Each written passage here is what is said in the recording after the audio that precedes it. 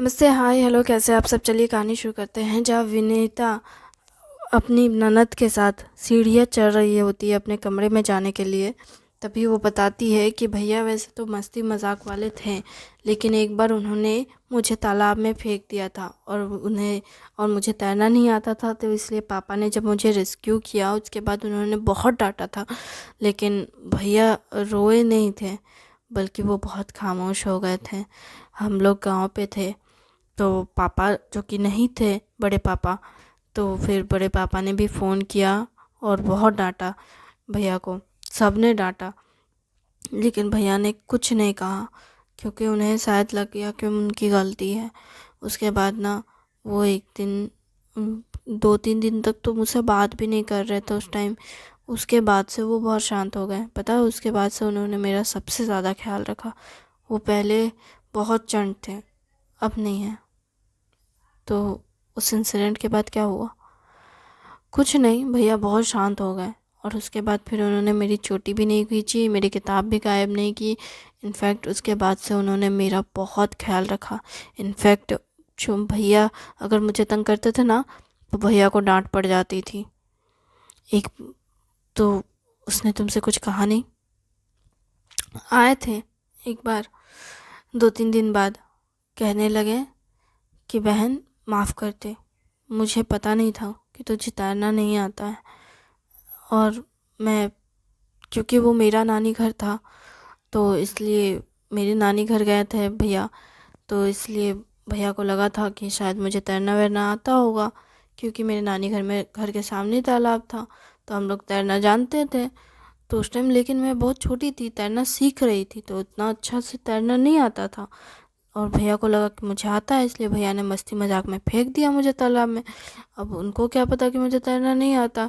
और मैं डूबने लगी थी, और भैया को तो बिल्कुल भी तैरना नहीं आता, क्योंकि वो कभी तालाब में उतरे ही नहीं है। वो बेचारे डर गए थे।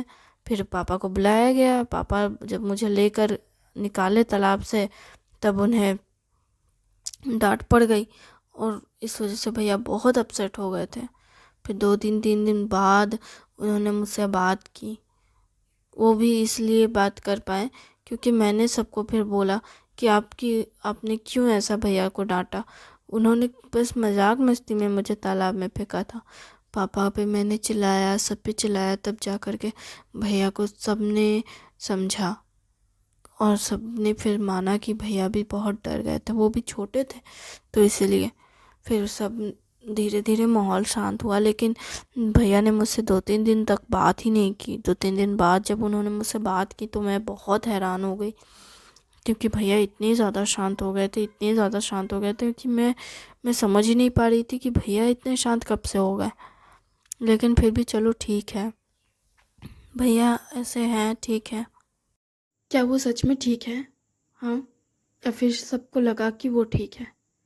सच कहूँ तो मुझे नहीं पता भाभी, क्योंकि जब मैं उनसे मिली और उन्होंने जब मुझसे बात की, तो वो बहुत शांत है। और सबसे बड़ी अजीब बात क्या है पता है?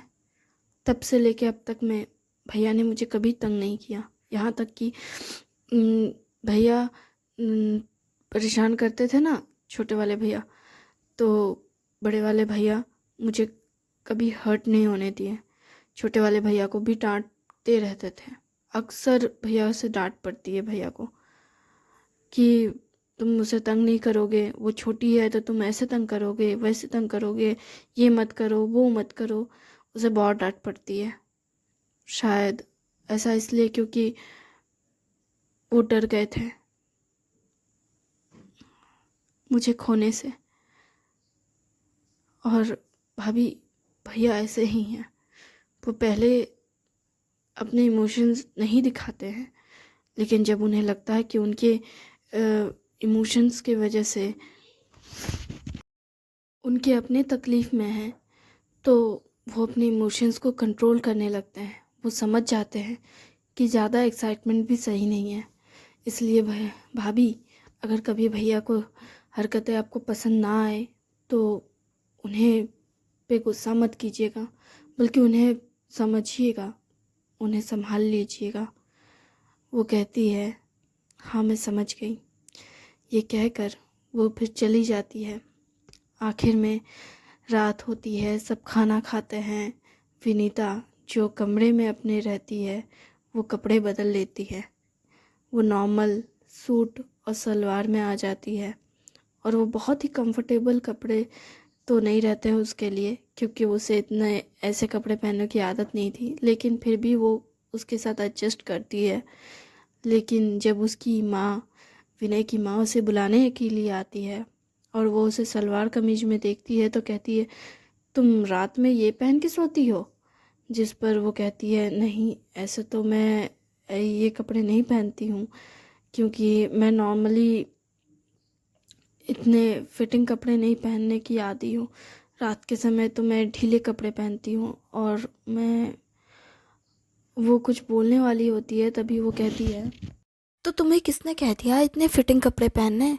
फिर वो विनीता कहती है कि ऐसा नहीं है, पर बस यूँ ही। इतना नर्वस क्यों हो रही हो या कंफ्यूज क्यों हो? हाँ, इतना परेशान मत हो बेटा। जो तुम्हें आए पहनने का मन करे वो पहनो, मैंने तो तुम्हें पहले ही कहा है। फिर वो कहती है, हाँ लेकिन फिर भी मुझे ये क्या। अब चलो पहले खाना खा लो और बदलना हो तो बदल लेना खा करके, ठीक है? अगर तुम्हें अभी भी समझ ना आए तो मुझे पता है वक्त के साथ साथ तुम्हें सब समझ आ जाएगा। अभी नहीं हो तो शायद तुम खुद घबरा रही हो, लेकिन याद रखना ये टेम्पररी होना चाहिए, परमानेंट नहीं। ठीक है माँ? तो अब जब माँ कह दिया है तो चलो माँ के हाथ का खाना खिलाते हैं। वो फिर नीचे जाती है, खाना खाती है सबके साथ। सभी लोग उसे देखते हैं, उसका बहुत अच्छे से ख्याल रखते हैं। वो ये सब महसूस करके बहुत खुश होती है। फिर वो जब कमरे में आती है, हालांकि वो जब कमरे में आने वाली होती है उससे पहले वो रसोई जाती है। रसोई जा कर के कहती है अपनी सास से, क्या मैं बर्तन धो दूँ? जिस पर वो कहती है नहीं। उसकी चाची सास भी कहती है नहीं। दोनों एक साथ जब नहीं बोलती है तो वो कहती है, क्यों, मैं धो देती हूँ। अरे तुम नई नई आई हो और तुम्हें काम करना है घर का, क्या ज़रूरत है, तुम ऐसे करती हो क्या? वो कहती है नहीं, ऐसे तो मैं नहीं करती। तुम बताओ, जब तुम बाहर में रहती थी तो तुम क्या करती थी? मैं जब बाहर में रहती थी तो मैं सुबह घर से निकल जाती थी। सुबह निकल जाती थी? हाँ, मैं 5 बजे 6 बजे, कभी कभार 4 बजे घर से निकल जाती थी।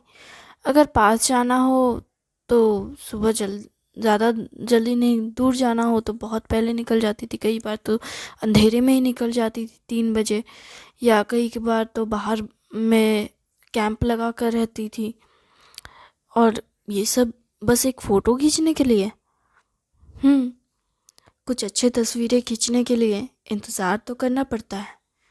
सही कहा, अच्छे काम करने के लिए पेशेंस तो लगता ही है, लेकिन ज़रूरी नहीं कि हर काम ज़रूरी हो। तो तुम खाना नहीं खाती थी? खाना खा लेती थी कभी कभार। मतलब कैंप में जाती थी तो खाना तो साथ में लेके चलती थी, लेकिन अगर ऐसे रैंडमली घर से निकल जाती थी 5-6 बजे तो खाना नहीं खाती थी, बाहर ही कुछ खा लेती थी। तुम्हारा पेट ठीक रहता था? उसकी चाची का पहला यही क्वेश्चन होता है। तो वो कहती है, हाँ मेरा पेट क्यों ख़राब होने जाएगा, भला मैं अच्छा खाना खाती थी, हेल्दी खाना खाती थी। विदेश में ऐसे नहीं है कि आपको स्ट्रीट फूड का मतलब ये है कि ऑयली फूड मिले। अब सलाद वगैरह भी आपको मिलता है। अब अच्छा जगह देख करके अच्छा खाना खा सकती है, जैसा आप चाहें वैसा। कई कई जगह ऐसे है जहाँ पे आप अपने हिसाब से खाना बनवा भी सकती हैं, वो आपके ऑर्डर के हिसाब से बना भी देंगे। ओ ऐसा भी होता है? हाँ, कुछ जगह ऐसी है। और फिर खाना वाना खाने के बाद फिर मन किया तो घर आए, और नहीं तो फिर स्ट्रीट में ही घूमते रहें, तस्वीरें खींचते रहें। सारा दिन कैमरा लेकर ही घूमने में निकल जाता था। इसलिए तुम इतनी फिट हो, इसलिए तुम्हारा सारा खाना अच्छे से डाइजेस्ट हो जाता होगा। हाँ, ये कह सकते हैं क्योंकि मैं सारा टाइम चलती ही रहती थी, बस या गाड़ियों का इस्तेमाल बहुत कम ही करती थी, तो रैंडमली कहीं भी चली जाती थी। अच्छा है, लेकिन वहाँ पे बदतमीज़ लोग नहीं मिलते थे तुम्हें? अ, मिलते थे, लेकिन मैं कोशिश करती थी सारी चीज़ों को अच्छे से हैंडल करने के लिए। कि तुम्हें क्या ज़ुकाम हो गया है? तुम हल्का खांस रही हो। नहीं, मुझे ज़ुकाम तो नहीं हुआ है, पर शायद ठीक से नींद ना लेने की वजह से, और थोड़ी ठंड तो थी शादी में, और ऊपर से वो लहंगा, और ये सही कहा, तुम्हें तो बहुत छोटे कपड़े पहनने पड़े थे। नहीं, पैरों में तो ठंड नहीं लग रही थी, बस वो ब्लाउज़ बहुत छोटा था। तुम्हारा ब्लाउज़ का सिलेक्शन किसने किया था? वो तो चाची ने किया था। बाप रे, इतना ओपन चा ब्लाउज! पता है, मैंने तो, हमारी शादी भी ठंडे में हुई थी। जब जाड़े में ठंडी शादी हुई ना हमारी, तो हमने ना एकदम वो फुल हाथ का और ओवर कोट टाइप का जो ब्लाउज़ होता है ना, जिसमें सिर्फ पेट और कमर दिख रहा था, बस वही ब्लाउज़ पहने थे। मतलब मेरे को तो बहुत ठंडा लग रहा था, तो हमने ना अपने माँ से कह दिया, हम तो ठंडे में साल स्वेटर पहन के शादी करेंगे। तो बोलती है क्या, साल स्वेटर पहन के फ़ोटो नहीं अच्छी आएगी? तो हम बोलने लगे कि फ़ोटो अच्छी नहीं लाएगी, आएगी तो नहीं आएगी, हम का ठंडा में मरे यहाँ पे, ये वो शादी हो रहा है तो उसके लिए हम इतना मेहनत करें। फिर माँ कहती है, शादी साल में, ज़िंदगी में एक बार होता है। हम बोले कोई बात नहीं, अपने पति को बोलूँगी कि शादी दोबारा रजिस्टर करवा ले। रजिस्टर करवा ले। हाँ, अरे कोर्ट मैरिज भी तो होता है ना, तो जब कोर्ट मैरिज होगा ना, तब बहुत सब बन ठन के जाएंगे और फ़ोटो खिंचवाएंगे। तो आपने कोर्ट मैरिज में बन ठन के गई थी? गई तो थी कोर्ट मैरिज में, लेकिन उतना फोटोग्राफर ही नहीं था, सब फ़ोन लेके आए थे फ़ोटो खींचने के लिए, वो भी कुछ ढंग का नहीं। बहुत बकवास लगा हमको, क्योंकि रजिस्टर कराने के लिए तो गर्मी के टाइम में चले गए थे।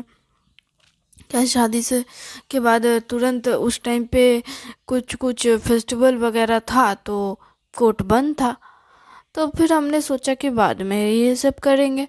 फिर धीरे धीरे गर्मी आ गई, तो गर्मी में करने गए, तो हमने तो बहुत अच्छे से ये किए थे। लेकिन तुम्हारे चाचा, वो चले गए शर्ट पैंट पहन के। चले गए मतलब वो आपके साथ नहीं गए थे क्या? हाँ, उनको फुर्सत कहाँ है दुकान से, पता है। हम उनको बोले थे 12 बजे आने को घर, टिफ़िन के बाद हम लोग जाएंगे कोर्ट में, ठीक है, टिफ़िन टाइम पे। लेकिन ना, वो क्या बोलने लगे, ठीक है टिफ़िन टाइम के बाद जाएंगे, तो वो एकदम बोले कि कोर्ट ही में आएंगे हम। हम और भाभी यहाँ से गए, मैं तो बड़ी बन ठन के गई थी, और वो आए थे शर्ट पैंट पहन के, वो भी इतना सिंपल शर्ट पहने थे ना, मतलब उनको देख करके हमको सोच रहे हैं, कौन बोलेगा कि वो न्यूली वेड कपल है। इनको देख के तो ऐसा लग रहा है जैसे अभी अभी कहीं से मजदूरी करके आ रहे हैं, और बस यहाँ पे आ करके खाली साइन करना है बस इनको, और कुछ नहीं। थोड़ा खुशी हो, प्यार हो ना, ना ना।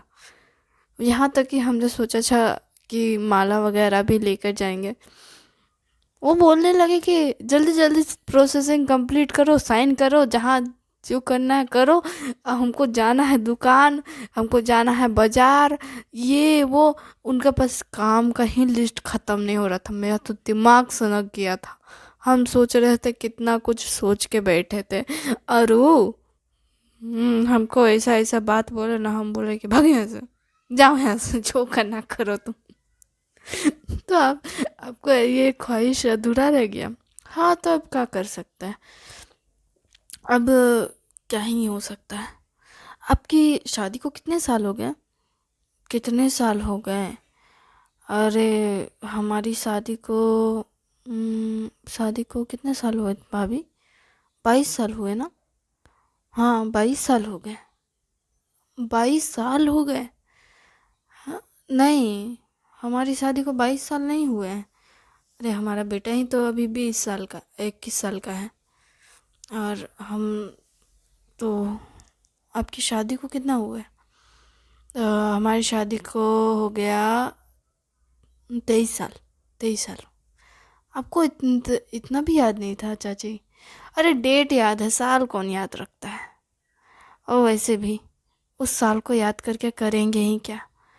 कितना बेकार साल था। हमने सारे सपने हमारे चूर कर दिए।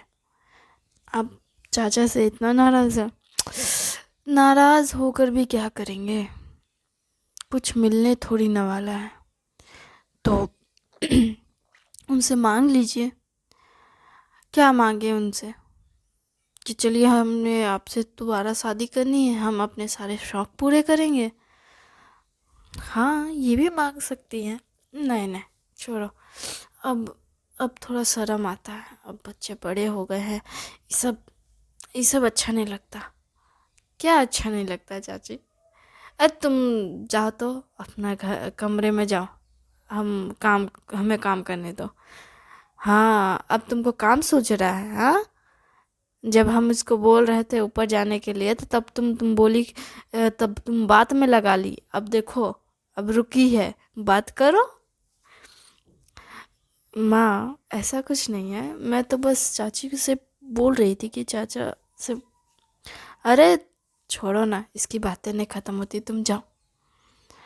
चाची, हम बाद में बात करते हैं इस बारे में। अरे नहीं नहीं, तुम जाओ, अपने कमरे में जाओ। ये कहते हुए चली जाती है। उसको भेज देती है। विनीता भी चली जाती है। फिर उसकी गोतनी उसे कंधे से टीस करते हुए कहती है, क्या बात है, दोबारा शादी करने का इरादा है क्या? बता दो, तुम कहो तो घर में माहौल बना देंगे हम। क्या भाभी, कुछ भी बोलती हैं आप, कुछ भी का। हाँ, हमारी एक ही तो गुतनी है, इतना भी ना कर सकेंगे कि? वैसे भी ये बात तो सही है।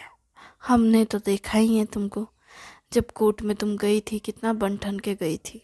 हमारे साथ ही तो थी। और हमारे देवर जी ने तो सारा मूड ही बेकार दिया। तुम्हारा भी और हमारा भी। हमने कितना सोचा था, हम भी सोच रहे थे कि उनका तुम्हारा अच्छे से फ़ोटो खिंचवाएंगे। दोनों भाइयों का भी अच्छे से फ़ोटो खिंचवाएंगे कि हाँ, शादी के बाद, वो शादी के टाइम पे तो फोटोग्राफर के साथ दोनों भाइयों का फ़ोटो नहीं खिंचवाया था। हमने सोचा था इस बार में कोर्ट मैरिज में शेरवानी पहना के दोनों को खिंचवाएंगे। मतलब बचपन का फ़ोटो है उनका। हमने हमारी सास ने हमको दिखाया था। अच्छा, सासू माँ ने दिखाया था? हाँ, सासू माँ ने दिखाया था उनके बचपन की तस्वीरें। वो ब्लैक एंड वाइट जैसी थी। तो हमने सोचा कि थोड़ा रंगीन में अच्छा एक बनवाते हैं। लेकिन अब हम क्या करें, रंगीन बनवाने का सोचे थे, वो तो ब्लैक एंड वाइट ही रह गया। क्या ही रंगीन फ़ोटो खिंचवाएंगे इनका। ये लोग दोनों भाई इकट्ठे होते भी है तो बन ठन के कहाँ रहेंगे। इनको अगर बोलेंगे भी ना कि आज शेरवानी पहन लीजिए, आज खुद देखा नहीं, आज हमने सोचा मुंह दिखाई में तो कम से कम दोनों भाई अच्छे से शेरवानी वगैरह पहनेंगे। क्या पहन के आए थे? अरे हम तो बोले थे भाभी कि शेरवानी पहन लेते हैं, तो बोलते हैं क्या शादी है का जो शेरवानी पहनने जाएंगे, और उसमें बहुत बेकार लगते हैं हम। ऐसे बोल करके नहीं पहन रहे थे। हम बोले काहे नहीं पहनेंगे, अच्छे लगते हैं। तो बोलते क्या पेट निकल गया है, अब दो दो बच्चे के बाप हैं, ये सब करने का क्या ज़रूरत है। और वैसे भी शादी में पहनना था, पहन लिए, अब का पहनना है। वो सब ये सब नहीं करने का ज़रूरत है। इनके ना शौक ही ख़त्म हो गए। हम तो सोच रहे हैं कि कहीं हम बाहर चले जाएं। हाँ, एक काम करते हैं, हम लोग दोनों फिर से घूम आते हैं कहीं, और बहू को भी लेके चलेंगे। नहीं नहीं, उन दोनों की अभी अभी शादी हुई है, उनको काहे लेके जाएंगे। और वैसे भी अभी अभी शादी हुई है, घर छोड़ करके चले जाएंगे, बहू के ऊपर सारा काम नहीं आ जाएगा? क्योंकि ये लोग तो लोथ जैसन बैठे रहेंगे। हमको क्या है, बात तो सही है तुम्हारी। ये लोग कुछ करने से भी नहीं करेंगे, बोलने से भी नहीं करते हैं। थैंक यू वेरी मच इस कहानी को सुनने के लिए। उम्मीद है आपको अच्छी लगी।